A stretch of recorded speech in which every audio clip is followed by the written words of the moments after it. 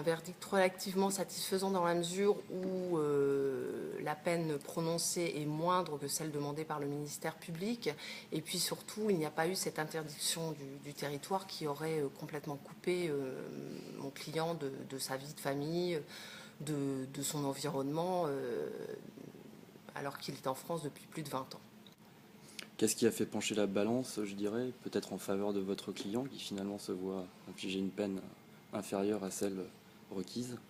Certainement le côté amateur de ce braquage et puis le fait que mon client n'est finalement qu'un petit voyou et non pas un grand bandit comme il a pu être présenté au début de ce procès.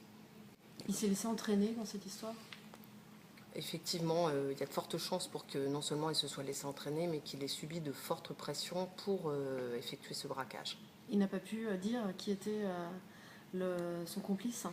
Il n'a pas souhaité par peur de représailles et cela, depuis le début de la procédure, il a toujours dit qu'il ne donnerait pas ce nom parce qu'il voulait protéger sa famille et ses proches. Donc il paye pour tout le monde? Il paye pour d'autres? Peut-être un peu, mais il paye d'abord pour lui, pour ce qu'il a fait. Vous pensez qu'il peut retrouver, se remettre dans le droit chemin à sa sortie de prison? Vous le sentez comment? Je le souhaite. Je souhaite qu'il prépare sa sortie et qu'il puisse bénéficier d'un aménagement de peine, mais seul l'avenir nous le dira.